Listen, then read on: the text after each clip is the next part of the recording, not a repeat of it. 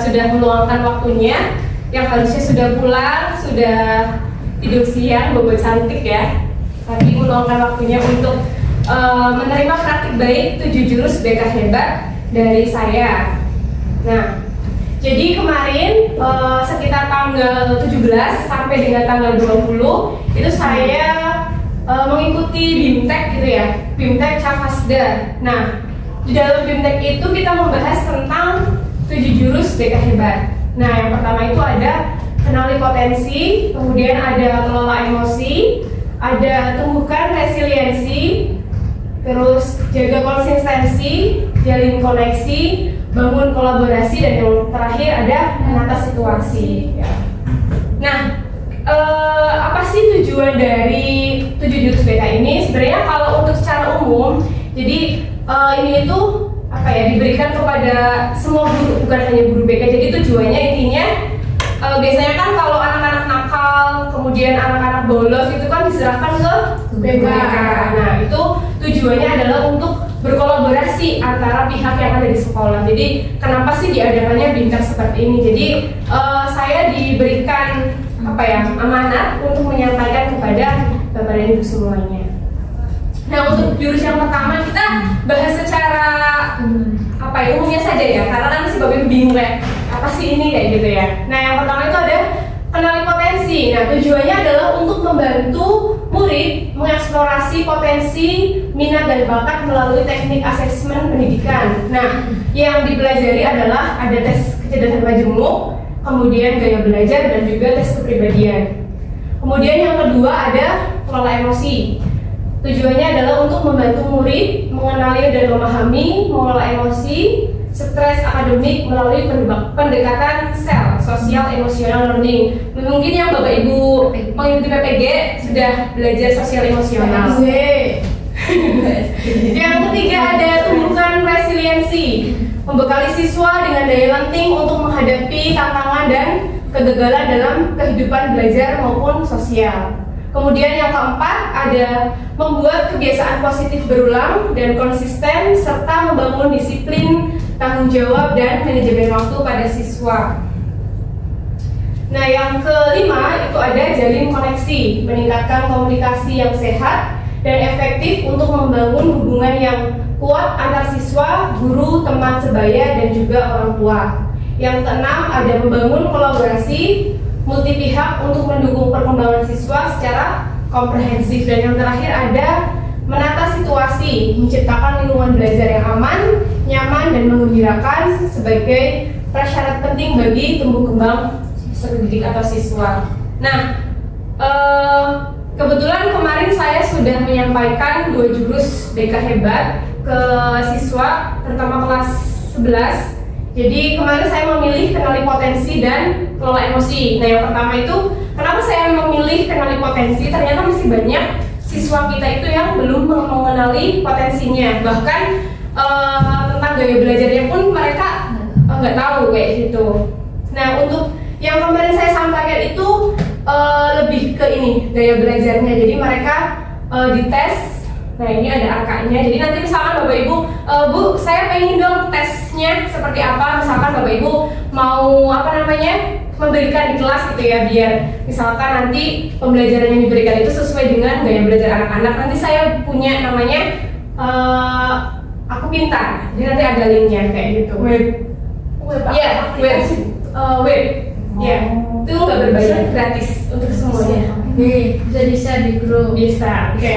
Nah, jadi untuk yang ini, jadi kalau yang ini untuk kecerdasan majemuk kan ada 8. Nah, yang di samping ini itu yang kayak belajar. Jadi nanti kalau yang dominan itu nanti akan bersinar gitu. Bersinar. Ya. Kemudian juga ada angka ini. Kalau ini kelompoknya. Jadi kalau dalam pembelajaran guru non BK itu biasanya disebutnya KPD kayak gitu. Jadi KPD ya.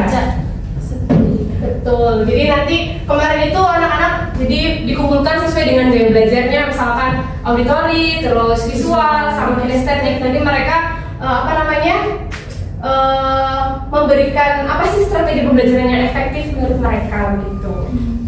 Kalau misalkan pengen lihat videonya, silahkan nanti tonton di YouTube saya ya. Namanya Mas Siva Ulfa. Jangan lupa di follow dan komen. Ya. Juga di subscribe. Yang kedua kemarin itu ada kelola emosi. Nah, kenapa sih saya memilih ini? Karena kan di lingkungan pondok itu banyak sekali ya siswa-siswa dari kita itu yang kurang bisa mengontrol emosinya, dan saya kemarin hanya mengajarkan yang basic saja sih, masih dari tahap awal apa itu emosi, kemudian jenis-jenis emosi apa saja kayak gitu. Kebanyakan dari siswa itu apa sih emosi? Emosi itu marah kayak gitu. Mungkin Bapak Ibu juga ada yang keliru gitu ya, emosi itu berhubungan dengan marah, padahal emosi itu kan bermacam-macam kayak gitu. Nah, kalau untuk RK-nya sendiri kemarin itu jadi anak-anak kalau ini secara individu, jadi anak-anak ditanya apa sih perasaan saat itu gitu. Jadi anak-anak men-sticky note kayak gitu. Jadi ini hasil karyanya anak-anak. Kemarin juga dibantu sama Ibu Rita. Terima kasih Ibu Rita. Nah, kartu emosi ini tujuannya untuk apa Bapak Ibu? Jadi kartu emosi ini tujuannya untuk membantu mengenali, walaupun ini kan masih dasar sekali ya, jadi harus berulang-ulang kayak gitu. Tapi lumayan cukup membantu dan anak-anak juga menerima dengan baik. Nah, kemarin situasi yang saya alami selama 2 jurus saya implementasikan itu ya, tadi masih banyak siswa yang belum mampu mengenali minat bakatnya, kemudian kesulitan dalam mengelola emosi juga kayak gitu. Kemudian dari kita juga kan kadang Bapak Ibu guru sudah tahu gaya belajarnya apa, potensinya apa, sudah tahu?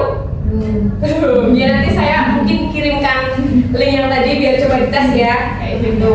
Nah terus juga ternyata itu bukan hanya tugasnya guru BK saja Bapak Ibu, ternyata wali kelas, kemudian guru mata pelajaran lain juga sangat berperan penting dalam proses perkembangan peserta didik kayak gitu. Jadi kita butuh kolaborasi yang cukup kayak gitu. Jadi jangan acuh-acuh, ini mah bermasalah ya udah BK aja kayak gitu. Itu kan statement yang keliru kayak gitu. Padahal semuanya kita berkolaborasi untuk membentuk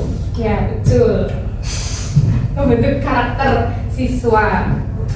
Nah, kendalanya yang pertama itu rendahnya kesadaran siswa akan potensi, minat dan bakat mereka sendiri. Kemudian kurangnya keterampilan siswa dalam meningkatkan daya lenting dan pola pikir bertumbuh. Kemudian yang paling utama adalah jamnya sih sebenarnya, karena kan BK hanya 1 jam. 1 jam itu kan hanya 45 menit, jadi kurang. Kemarin aja saya pakai jamnya Bu Indi kayak gitu. Dan berarti Bu Indi sudah mau berkolaborasi dengan baik kayak gitu ya Bu Indi. Terima kasih juga. Ini juga penting juga ya, kurangnya dukungan fasilitas kayak gitu. Jadi karena ruang kelasnya panas, kurang nyaman, jadi siswanya itu kurang, ya kalau kurang nyaman gimana ya, kayak fokus ya, kurang fokus juga, betul. Terus juga kondisi lingkungannya kurang kondusif, jadi akhirnya terjadilah ketidakkondusifan. Nah solusinya apa? Solusinya saya berusaha memaksimalkan waktu dengan ya, walaupun mencuri-curi waktunya guru lain, misalkan dengan wali kelas. Kemudian mengelompokkan peserta sesuai kebutuhan, jadi itu juga sangat membantu. Jadi misalkan Bapak Ibu juga, misalkan yang matematika kayaknya itu kesulitan di bagian ini, jadi dikelompokkan. Jadi tidak ada anak yang merasa tertinggal kayak gitu, karena sudah sesuai dengan kelompok belajarnya. Kemudian melibatkan mentor atau narasumber inspiratif, jadi bisa juga nanti mungkin saya bisa berkolaborasi lagi, misalkan mengundang siapa yang menjadi motivasi kayak gitu untuk bisa nanti bisa juga. Kemudian menyediakan tindak lanjut atau follow up, misalkan nanti mungkin secara pribadi saya undang misalkan layanan konseling individu atau mungkin layanan konseling kelompok kayak gitu. Kemudian berkolaborasi dengan wali kelas, guru mapel dan pihak sekolah lainnya. Ini yang paling penting adalah ini. Jadi semuanya harus mendukung. Kalau BK berjalan sendiri itu sangat susah. Jadi seperti menggendong tas yang sangat berat seperti itu Bapak Ibu. Nah, sebelum itu sudah selesai ya Bapak Ibu. Sebelum kita akhiri tadi kan ada 7 jurus ya. Nah itu kan tadi ada bangun kolaborasi. Nah saya ingin biar Bapak Ibu merasakan seperti apa sih membangun kolaborasi itu. Jadi saya memiliki kartu peran dan juga kartu kasus. Jadi ini kan sudah berkelompok ya. Ini 1, 2, 3, 4, 5, 6. Berarti ada yang kesini 1 biar 5. Bu Nindi. Silakan siapa? Ya satu. Ya. Saya mau pindah belakang. Jadi nanti saya bagikan beberapa peran, tapi masing-masing dari Bapak Ibu tidak boleh melihat peran di sampingnya. Jadi itu rahasianya Bapak Ibu semuanya. Dan nanti ada perannya. Nanti Bapak Ibu silakan memerankan dari karakter itu. Nah, jadi dari kasus itu nanti Bapak Ibu bisa tahu oh ternyata kasus ini berarti yang paling misalkan biasanya yang lebih dominan misalkan kepala sekolah kayak gitu. Nanti oh berarti ini karakter kepala sekolah kayak gitu bisa dipahami. Bisa. Atau ada yang Masih ini sih tapi nggak apa-apa jadi ini karena berhubungan dengan sekolah dan siswa, jadi ada yang jadi siswa, ada yang jadi ya sesuai kayak yang iya. Tokoh di sekolah. Ada yang jadi sapam nggak ini? Jadi ini aja sih, boleh memperagakan boleh di depan, boleh di sini kayak gitu. Kayaknya harus pakai. Nanti kalau pakainya ada pakai dia paling bagus. Boleh. Kayak misalkan yang paling ngotot tuh biasanya identik dengan siapa kayak gitu. Oh ini ini. Jadi silakan bisa memilih kasusnya. Jadi kasusnya itu ada berapa ini? kembali sekolah. Kasusnya ada 7 dan kasus ini berhubungan dengan yang ada di sekolah. Kenapa kepala sekolah sampai? Ini saya bagi secara acak ya. Bentar. Ada yang ini kartu kasusnya jadi bebas. Kalian mau pilih kasus yang mana?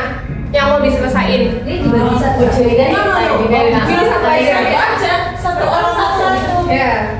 Kelompok satu. Iya, boleh.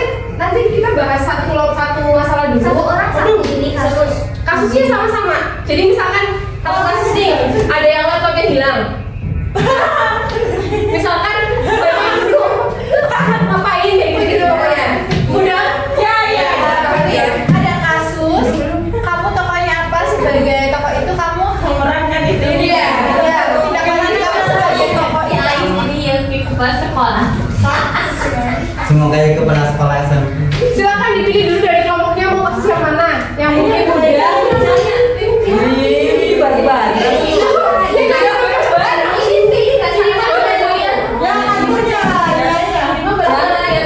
Satu aja,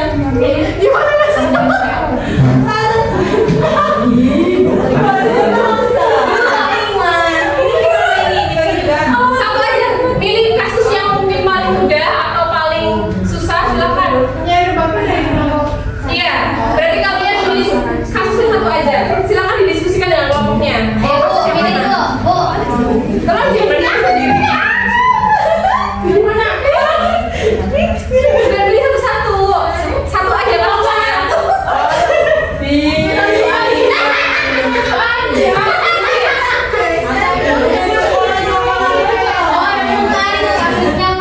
kasusnya bukan. Tapi kalian berkenalan sesuai dengan profesinya. Apa sih?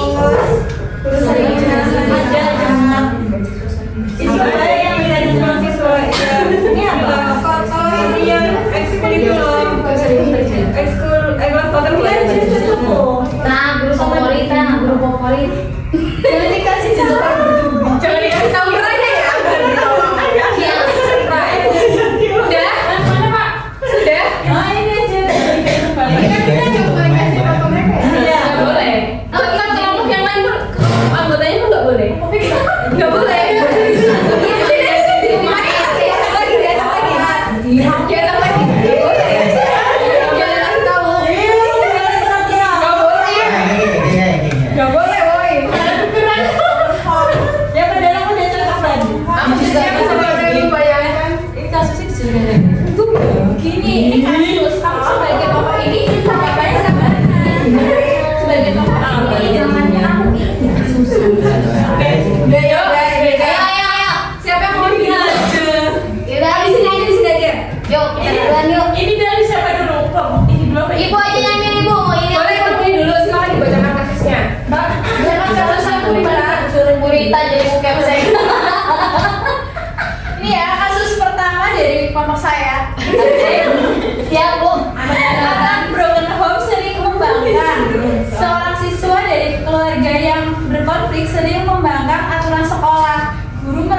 sekolahan, konselor meminta pendekatan emosional, tapi wali murid lain khawatir anak-anaknya terpengaruh. Nah, silakan diselesaikan berdasarkan perannya kalian masing-masing. Ya, dari sisi Gak apa-apa, bebas aja bebas. Mungkin yang mau berpendapat dulu, Bapak boleh. ya berpendapat berdasarkan tokoh yang Iya.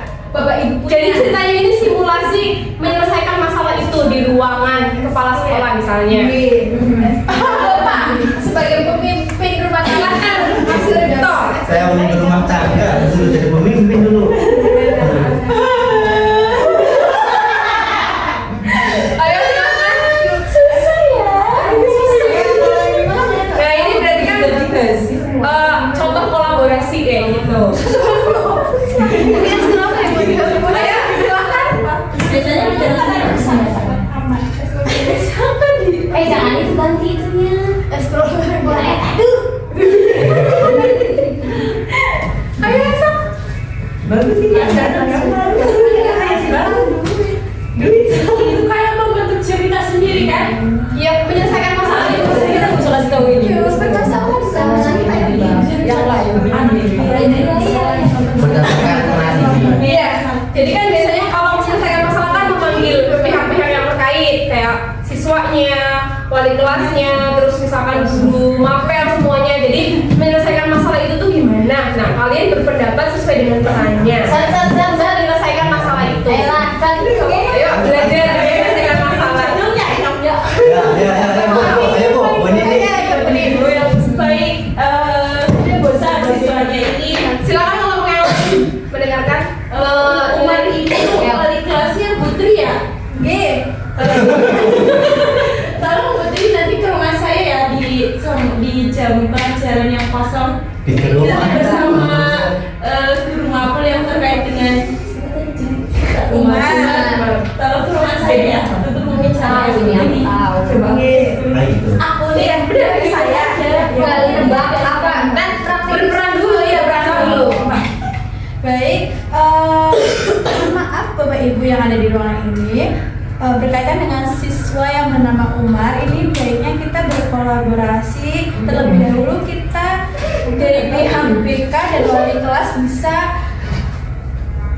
konseling secara pribadi, menanyakan bagaimana perasaan dari anak tersebut, bagaimana kesehariannya, sehingga dia memiliki sikap karakter yang kurang baik terhadap anak-anak. Dan nanti bisa setelah itu baru kita berdiskusi dengan BK, wali kelas, orang tua, dan kepala sekolah misalnya tadi.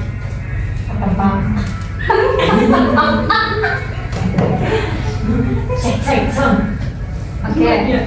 Untuk ini kan konfliknya itu seorang siswa dari keluarga yang suka konflik sering membangkang aturan sekolah. Kemudian guru merasa kelelahan. Konselor meminta pendekatan emosional, tapi wali murid lain khawatir anak-anaknya terpengaruh. Kalau menurut saya, ini kan karena mungkin ada masalah di rumah, akhirnya anaknya melakukan tindakan-tindakan yang tidak baik di sekolah. Ada baiknya ya kita sebagai guru mungkin mendekati secara perlahan, menanyakan dengan lembut gitu ya, kayak kamu sebenarnya kenapa. Kalau perlu ya pendekatan secara emosional ke anaknya, terus menanyakan juga ke wali santrinya mungkin ya, dan kita juga yang menengahi gitu Bapak Ibu ya, antara wali santri yang satu dengan wali santri yang lain agar mendukung anak ini, karena kita kan nggak tahu ya masalahnya apa, jadi harus mencari selebihnya gitu.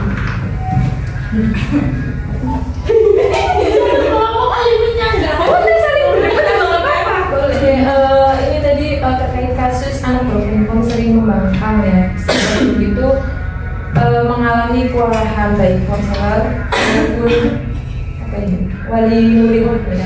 Kemarin berdasarkan rapat komite ya Bapak. Apa ini? Komen aja ini. Kebetulan di sini ada kepala sekolah dan wakil kesiswaan serta keluarga terkait penanganan anak program sering membangkang di sekolah dan membangkang aturan sekolah ya, melanggar aturan sekolah. Apakah sudah ditindaklanjuti secara pendekatan emosional individual. Jika sudah, apakah sudah memanggil dari pihak orang tua juga agar bisa ditangani secara pribadi sehingga berita anak broken home ini tidak menyebar ke sekolah lain maupun keluar dari ranah sekolah ini gitu, sehingga tidak mencemarkan nama baik, sehingga ini menjadi permasalahan yang cukup serius ketika sudah dikenal oleh pihak luar. Terima kasih. Terkait anak broken home sering membangkang, ini kalau saya sendiri dari pendapatnya Bu Rita maupun dari pendapatnya Bu Indi ya, harus Bu Nindi. Bu Indi. Iya. Bu Indi sama Bu Rita, kalau dia jelas anaknya broken home, nggak mungkin kita akan memanggil orang tuanya. Orang tuanya misal ke sekolah jelas, atau apalagi ke rumah ya. Kemarin dengar yang kasus anak yang dimediasi di rumahnya habis berapa? Yang akhirnya yang sampai tahu ya. Tentu anak broken home itu karena mereka sebenarnya perlu perhatian. Karena dia gak dapat perhatian dari rumah, dia nyari perhatian. Kenapa membangkangnya? Dia dapat perhatian dengan cara dia merusak dan sebagainya. Tentu pendekatan yang emosional ke konselor adalah jalan terbaik. Kemudian untuk kolaborasi, selain untuk dari konselor juga tentu dari wakaknya, karena dia wakak tugasnya sebagai wakil siswa kan mau nggak mau secara personal ya wakak mau harus memberikan punishment sesuai dengan kesalahan anaknya. Misal anaknya melakukan apa, ya di situ kan di SOP sudah jelas ada poin-poinnya. Wakak yang bertindak di situ, sedangkan konselor nanti yang menemukan akar masalahnya, penyebabnya apa, kemudian konselor mencoba untuk memberikan stimulasi, memberikan katakan perhatian kepada anaknya sehingga anaknya nanti bisa terkondisikan dengan baik, terutama kebutuhan akan psikologisnya. Kebutuhan apa? Kebutuhan ingin didengar, kebutuhan ingin diperhatikan, kebutuhan rasa aman. Jadi memang pada akhirnya seluruh stakeholder harus terkait dengan permasalahan anak ini. Karena ya lagi-lagi dia masalahnya terima kasih saja. Sampai punya enggak? Ini kan Kita dulu bang, apa gimana? Iya, berpendapat lagi. Berpendapat. Iya, sampai mereka yang udah pada tahu kalau udah pada bisa nebak. Udah bisa udah nebak. Udah bisa nebak. Ya, silakan. Tanggapan lagi. Aku Boleh? Iya. Sama Bapak ya kan? Iya. Oh ini kalau sendiri ini jawabannya per kelompok apa individual sih? Oh. Per kelompok aja. Per kelompok. Diskusi.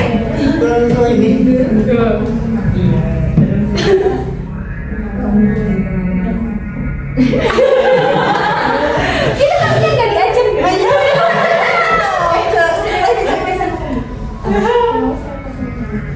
iya.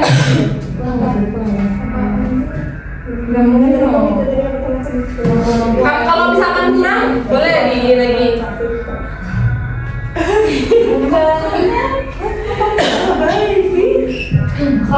Perannya apa saja? Iya, harus tahu. Iya, kan Dalam waktu di sekolah. Iya. Masih di luar sekolah. Pendapatnya tuh Iya, masih di luar sekolah. Nggak boleh. Mana ya? Boleh ditambah lagi biar tahu. Boleh, ditambah lagi. Kayaknya masih ngambang ya. Bisa ditambah lagi begini ya. Boleh. Soalnya ada memang yang bisa ketebak langsung ya. Iya. Ada yang masih ngambang. Ya, boleh ini lagi. Mungkin bisa disebutkan yang masih ngambang siapa biar beliaunya memberikan clue tambahan. Boleh. Biar lebih Boleh. efektif ya waktunya. Kalau yang udah tahu ya udah bisa dikasih tambahan lagi. Ya, lebih baiknya saling berdebat ya. Kayak gitu, saling berdebat aja biar lebih tahu. Oh, berarti ini kalau kayak gini karakternya ini.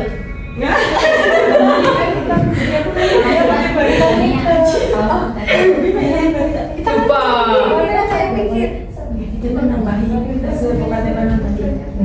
Udah. Iya, jadi sebelumnya. Iya, saya menambahkan. Mangga. Menambahkan untuk memperjelas peran saya. Enak tebak nih. Selain itu juga tentu anak ini akan mengalami beberapa kesulitan di lingkungan belajar, apalagi kita di lingkungan pondok. tahu lah lingkungan pondok terutama di bagian asramanya. Nah, tentu di asrama kita tahu sendiri bagaimana sistemnya. Kalau ibu-ibu di sini semuanya tahu bagaimana sistem di asramanya, ibu-ibu juga akan tahu kenapa si anak punya masalah dan rata-rata hampir masalahnya di mana. Di asrama kan, dari sekolah. Iya, karena memang perlu bagian asramanya dikaji ulang regulasinya. Kemudian termasuk juga masalah uang yang anak-anak sering mengeluhkan. Anak denda, uangnya kemana? Halo? Uangnya kemana? Itu kan perlu yang harusnya ada transferasi uang. Kalau memang anak-anak dikasih sanksi, dikasih hukuman, kemudian dia harus membayar, termasuk juga banyak anak-anak yang ngerasa kenapa sih kalau telepon ke mereka harus bayar kemudian sekian, tapi nggak ada transparansi dana.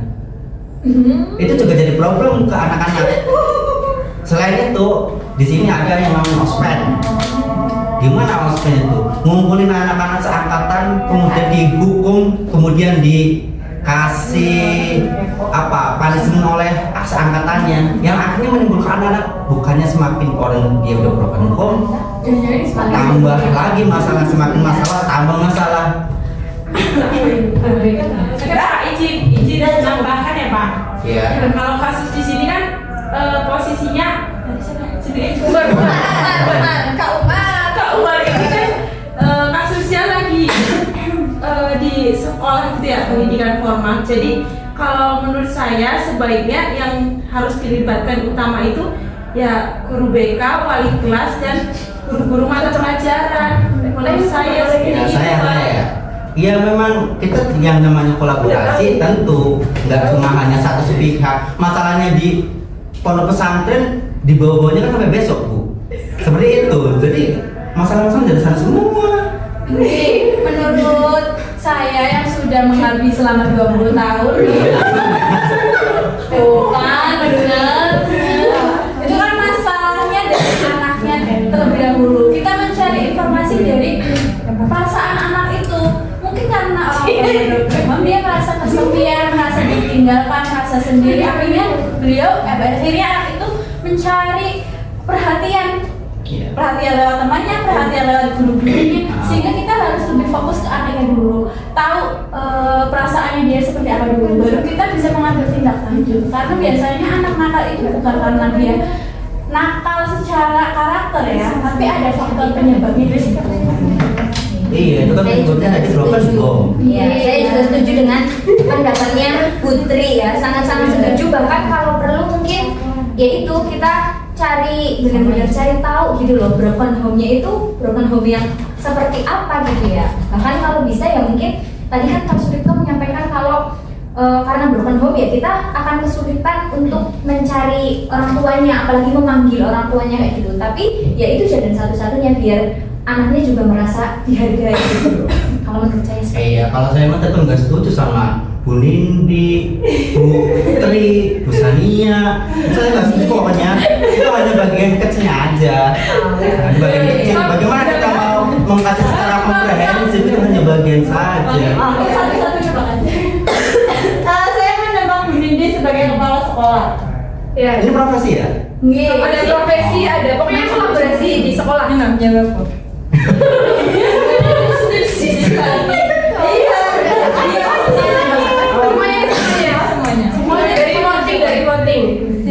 Putri sebagai guru senior yang sudah mengabdi lama. 20 tahun. 20 tahun. Oke, kita lihat.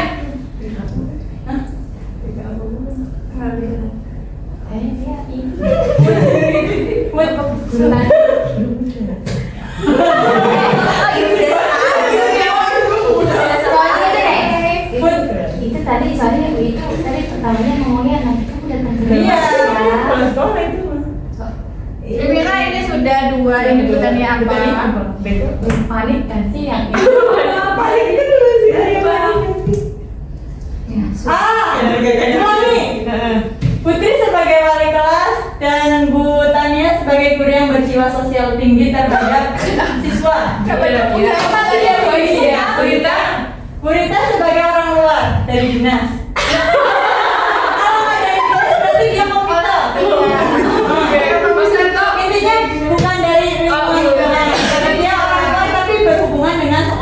Guru BK-nya. Guru itu bukannya orang tua ya? Guru BK-nya. Kayaknya Perannya bukan aslinya. wali murid, gurita wali murid. Yang Itu bukan BK. guru tapi di luar dari. Iya, intinya orang luar tapi masih beriman dengan pihak sekolah. Ini guru panika nih. Coba di apa dipatenkan siapa Nah, kan dipatenkan. Iya, tegas. Nanti Kalau kalau lagi, udah lagi. semuanya udah deal nanti silakan bisa ditara gitu ya.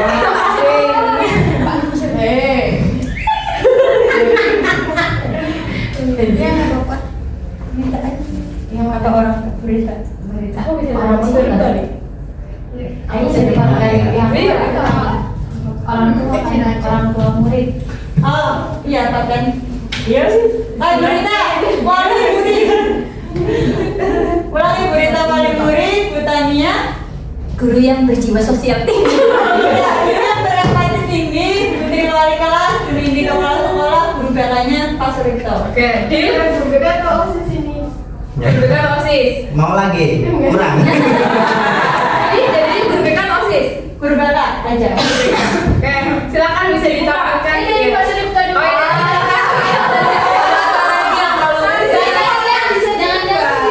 Satu, dua, tiga. OSIS.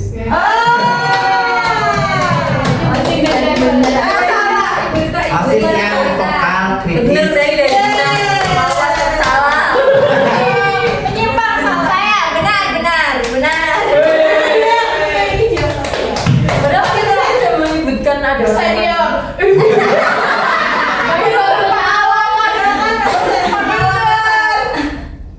Tiga.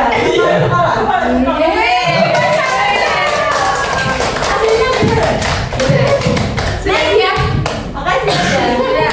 Silakan dibacakan kasusnya dulu. Mana sih kelompok kami memilih dengan ekskul dihapus karena anggaran. Beberapa ekstrakurikuler harus dihentikan dengan melihat efisiensi anggaran. Padahal ekskul tersebut menjadi tempat bagi siswa untuk menyalurkan bakatnya. Oke. Siapa dulu? Ya, nggak apa-apa. Bu Indiana dulu. Bu, aku agak sedikit pusing deh tentang masalah anak-anak ini. Kemarin saya habis ketemu sama ini ya, apa namanya, kepala sekolah saya. Jadi saya bingung. Anak-anak itu gimana ya? Menyalurkan bakatnya tapi saya bingung ya. Saya harus gimana ya? Pusing banget Bu. Jadi gimana ya? Pusing banget Bu.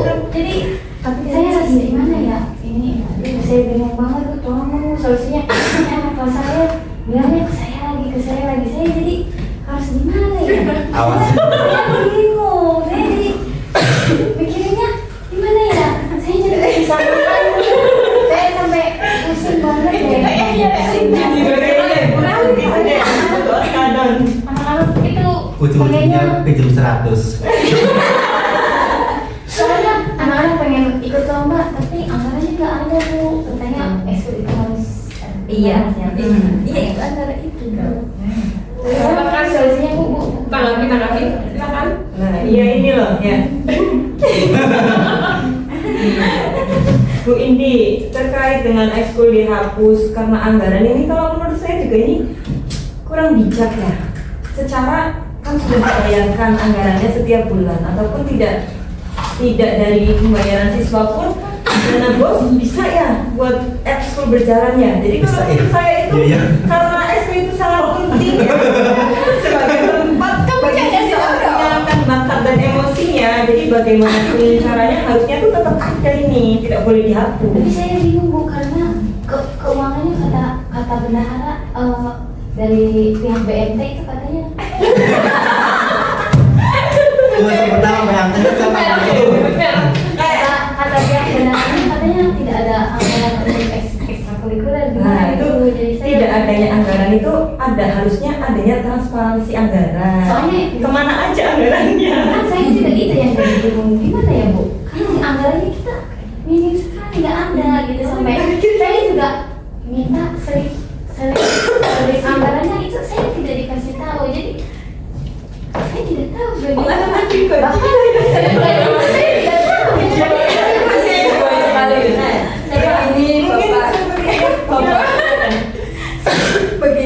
ibu-ibu dermawan sekali melihat kemarin setelah rapat dengan bendahara dan yang lainnya itu mengalami pembengkakan di biaya operasional, terutama ketika ada ekstrakurikuler kemudian dilombakan, itu anak akan mengalami pengeluaran biaya itu yang banyak. Jadi kenapa ekstrakurikuler itu dihapus? Karena banyak sekali pengeluaran yang dikeluarkan, tetapi tidak adanya bentuk transparansi dana. Karena banyak sekali ternyata apa yang dikerjakan itu berbeda dengan yang dikeluarkan sebelumnya.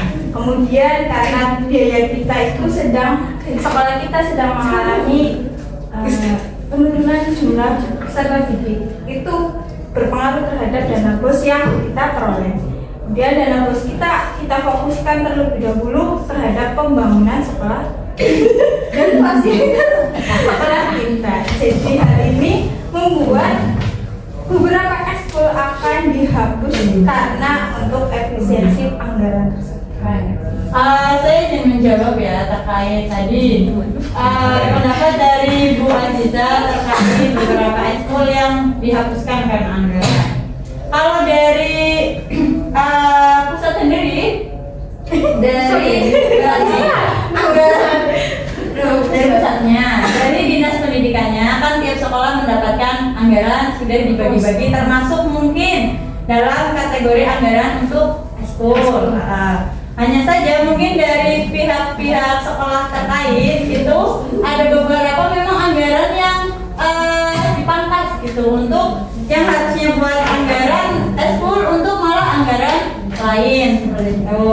Nah jadi mungkin memang dari pihak sekolahnya mungkin sebenarnya memang itu tidak baik ya, sudah dianggarkan namun ternyata anggarannya dipotong untuk anggaran lain, contohnya misal tadi pembangunan. Sebenarnya itu mungkin nggak baik ya, harusnya sesuai dengan anggaran yang sudah dibagi-bagi, terutama dana BOS gitu ya, harusnya disalurkan sesuai dengan ketentuannya. Contoh misalnya anggaran untuk para peserta didik yang ikut lomba kan itu sebenarnya sudah dianggarkan, apalagi di sekolah kita SPP-nya yang sudah lumayan tinggi harusnya dapat anggaran terutama untuk menggali potensi siswa seperti itu. Gini di sekolah atau sekolah ini Kayak jelas tuh. jadi siswa itu kan sudah belajar dari hari Senin sampai hari Sabtu ya, dari pagi sampai siang seperti itu. Jadi pikiran siswa itu terforsir gitu karena pembelajaran yang banyak dan padat jadwal belajarnya. Jadi siswa itu butuh suatu tempat yang bisa menyalurkan bakat mereka gitu, supaya mereka seimbang antara akademiknya dan kemampuan soft skill-nya kan, karena di dunia kerja kan juga kita sebagai siswa kan butuh skill yang bisa membantu para siswa seperti itu. Jadi seharusnya skill itu tetap ada karena memang skill juga salah satu hak siswa kayak gitu. Jadi tidak pantas jika ekskul diberhentikan karena masalah anggaran. Tapi Bu, gimana Bu? Karena kan guru ngajar itu kan harus ada bayarannya Bu. Jadi kalau guru gak dibayar nggak mau ngajar Bu, gimana dong? Latih kan Ibu? Ya kalau nanti kan anak-anak kan nggak mau Bu, gimana harus ada bayaran. Sedangkan anak-anak itu kan harus apa ya namanya, tetap ekskul, tapi kalau gurunya tidak ada intensif ya, nggak ada intensif terus nggak bakalan ngomong gimana. Jadi saya bingung gitu, terus ini uangnya harus dapat atau cari dari mana? Ikhlas. Apakah kita akan memakai logo Kemenang? Jadi kan setahu saya ya ibu-ibu ya, jadi orang tua kan menundukkan atau menyekolahkan di sini kan sebelumnya sudah dijelaskan itu anggarannya untuk apa. Jadi sebenarnya masalah ini salahnya karena tidak ada transparansi dari pihak guru seperti itu. Seharusnya uang yang dibayarkan orang tua itu ya kembali lagi ke milik siswa sebagai hak agenda seorang siswa seperti itu. Menurut saya sih kalau memang adanya penghapusan atau beberapa eskul yang dihapus mungkin memang dari pihak sekolah, terutama bagian keuangan ya, bagian keuangan, kepala sekolah, kesiswaan, dan mungkin perwakilan dari peserta didik untuk mengadakan evaluasi gitu. Untuk tentang apa terkait eskul-eskul yang akan dihapuskan, kira-kira pas nggak sih, bagus nggak sih, baik nggak sih, terkait potensi siswa yang perlu dikembangkan gitu. Perlu adanya evaluasi, terutama bagian anggaran yang sudah diplot-plotkan, sudah dibagi-bagi, namun ternyata kalau ada anggaran yang dipangkas kan berarti itu menyalahi aturan gitu. Sebenarnya itu tidak boleh. Udah? Cukup. Nah, kita kamu. Ada yang mendalami. Kita yang mendalami. Kita mendalami. Iya, makasih lo lagi. Udah tahu. Udah ketebak ya. Namanya sama bukan sih, saya coba. Oke, baik. Oke, saya memang mengerti keadaannya bahwasanya anggaran itu sudah ada plotnya masing-masing untuk ekskul dan lain-lain. Tapi apakah Bapak Ibu tidak memikirkan juga terkait gedung yang sudah dibangun tapi tidak berdiri tidak selesai. Ini kan mahal ya Pak. Memerlukan banyak dana. Oleh sebab itu, maka mau tidak mau kita harus memakan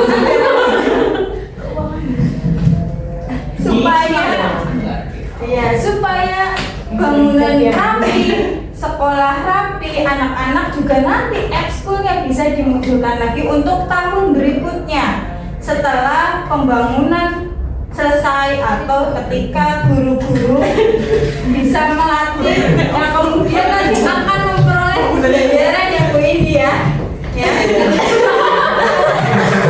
bayaran, tapi melihat dengan kondisi keuangan kita, terutama saya mendapatkan laporan dari bendahara yang mengeluh terus ini anggarannya sudah sampai minus ya, maka perlunya Bisa. sekali ya Gue. Silakan. dari mana dulu jadi? Dari Bu Indi, Windy. pembina ekstrakurikuler. Aisyah. Bu Ais, pengawas sekolah. Pokoknya orang luar tapi berpengaruh. Dinas gitu. Komite. Iya, ada yang itu pengawas komite ya, pokoknya orang Ya, luar yang ini, yang Spesifik. Kalau pengawas. Tidak pendidikan. Masa melaporkan Orang diri. selalu tidak Iya. pengawas. Dia pengawas. bisa kesiswaan nggak sih? Oh, kesiswaan. Sepertinya ya. Lalu juga tadi model tidak tahu sama aku. Itu buatnya kepala sekolah. Gas. Wali kelas yang sangat lembut. Sepakat? Siapa? Bina. Ya. Ini Bu ini pengawas. Siapa? Udah. Wali murid. Oh, kan tadi bener ya. Antara wali murid sama wali murid. Oke. Oh iya. Siapa? Sama ya? Siswa. Sama ya? Ini ya? Dari siswanya. Dibikin beda sama ininya. Ayo. Dua betul. Jadi Suresati ini wali kelas. Oh, Pak Kreatif. Pak Guru muda. Pak Kreatif. Ya benar satu. Ada dua. Dua satu. Hadiah. Iya, dianya Hadiahnya menyusul setelah kegiatan ini. Dan menurut Bapak Ibu, gimana ternyata sulit ya untuk berkolaborasi? Iya. Sulit ya? Iya. Akhirnya ada argumen ya. Silakan dari kelompok ini atau kelompok ini perwakilan apa ya, berbagi ini ya, maksudnya Refleksi. Iya, refleksi dari hasil diskusi tadi, bermain peran tadi. Monggo, guru muda. Gurunya sudah berpengalaman. Gurunya berpengalaman. Guru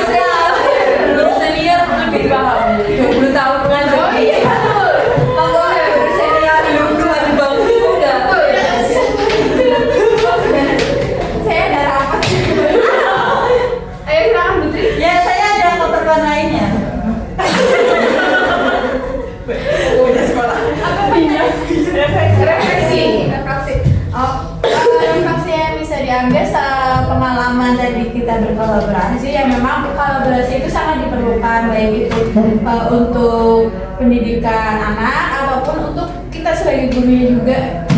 Jadi bukan berfokus pada anaknya aja, tapi juga berfokus pada semua lingkup di lingkungan pendidikan di sekolah ini. Jadi alangkah baiknya mungkin setiap bulan kita berkumpul menggunakan rapat uji kinerja pun boleh, rapat untuk mengevaluasi kegiatan anak-anak juga bisa dilakukan. Ada yang lagi? Sudah. Ya, jadi intinya semuanya harus saling mendukung, walaupun kan pasti kan tadi ada perdebatan ya, kayak yang ini mempertahankan ininya, yang lain juga mempertahankan ininya. Intinya kalau misalkan kita punya satu visi misi dan saling mendukung, insya Allah akan berjalan sesuai apa yang kita inginkan. Oke, mungkin itu saja ya Bapak Ibu, atau mungkin ada tanyakan perihal tadi atau cukup? Jelas. Oke, mungkin itu saja. Mohon maaf apabila dalam penyampaian terlalu cepat atau mungkin kurang bisa diterima gitu ya, karena saya juga masih belajar. Kemudian terima kasih saya ucapkan kembali sebanyak-banyaknya sudah meluangkan waktunya. Sekian dari saya. Wassalamualaikum warahmatullahi wabarakatuh. Waalaikumsalam warahmatullahi wabarakatuh. Kita tidak bernyanyi.